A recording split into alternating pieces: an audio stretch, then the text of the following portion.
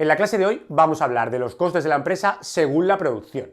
Aquí lo que tiene que quedar claro es que si una empresa desea fabricar un producto, necesitará comprar una serie de factores productivos. Por ejemplo, si una empresa de muebles desea fabricar mesas, necesitará una serie de factores. Necesitará, por ejemplo, alquilar un local, comprar maquinaria, contratar a trabajadores o comprar materia prima.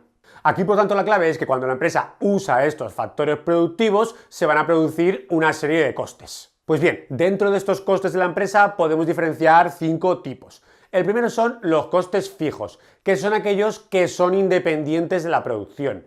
Es decir, que tanto si producimos 10 mesas como si producimos 100.000, los costes son siempre exactamente iguales. Un ejemplo muy claro de coste fijo lo tenemos en el alquiler de un local. Si nosotros llegamos a un acuerdo con una persona de que le vamos a pagar por el local 1.000 euros, da exactamente igual que nosotros queramos producir muchas mesas, pocas, que absolutamente ninguna, que el precio del alquiler seguirá siendo exactamente el mismo. El segundo tipo de costes son los costes variables, que son aquellos que sí que varían con la producción.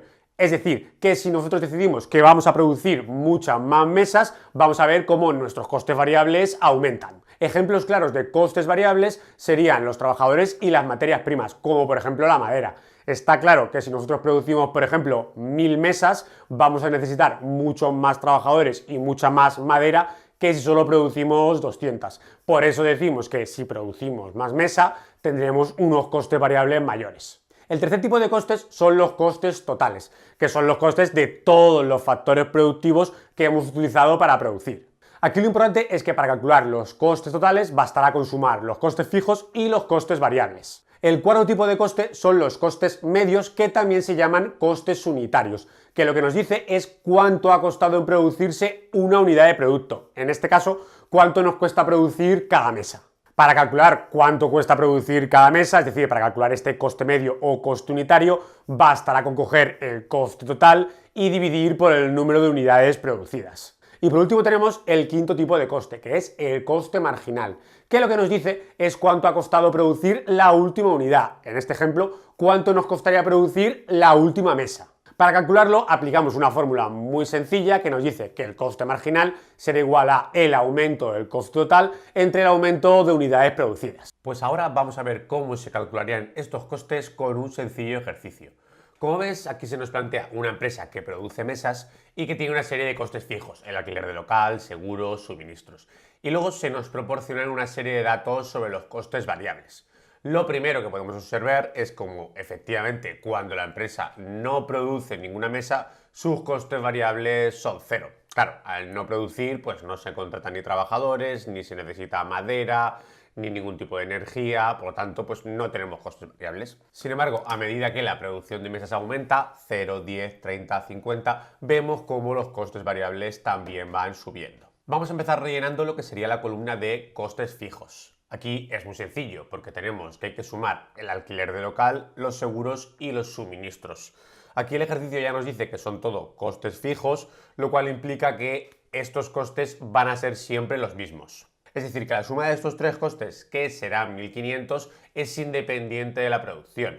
Da igual si producimos 10 mesas que 100, que tendremos que pagar el alquiler, los seguros y una cuota fija de suministros que es de 1.500 euros. Por lo tanto, nosotros lo vamos a poner en toda la columna. Fíjate que incluso cuando no producimos nada, cuando producimos 0 mesas, seguimos teniendo esos costes. Es decir, hay que seguir pagando el alquiler, los seguros y los suministros. Como el ejercicio ya nos da la columna de costes variables, podemos pasar a la de costes totales, que tenemos una fórmula muy sencilla que bastará con sumar los costes fijos y los costes variables. Así, por ejemplo, en la primera fila los costes totales son 1.500, ya que sumaremos un coste fijo de 1.500 y un variable de 0.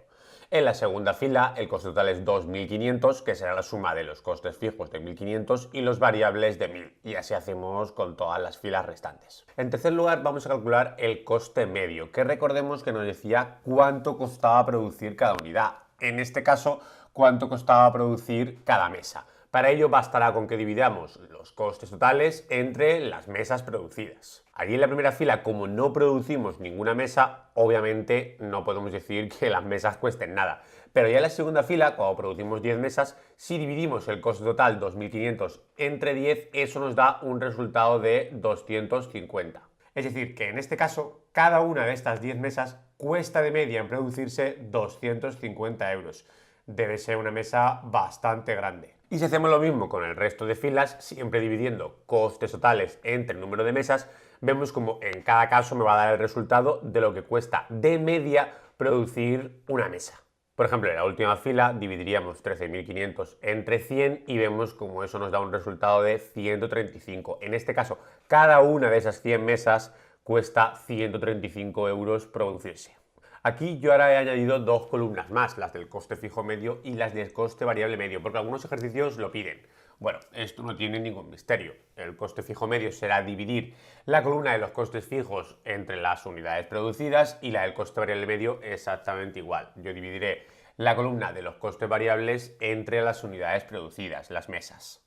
Por ejemplo, en esa segunda fila, el coste fijo medio será el resultado de coger el coste fijo 1.500 y dividirlo entre 10, es decir, 150 aquí. Y con el coste variable medio tendríamos que coger los costes variables de 1000 y dividir entre el número de mesas, que son 10. El resultado es 100. Si nos damos cuenta, la suma del coste fijo medio y el coste variable medio será el coste medio. En este caso, el coste fijo medio es 150, el coste variable medio es 100 y la suma de los dos nos da efectivamente el coste medio en esa fila, que era 250. Y por último ya tenemos el coste marginal, que lo que nos va a decir es cuál es el coste de la última unidad producida. En este caso, la última unidad que producimos en cada fila, ¿cuál sería su coste?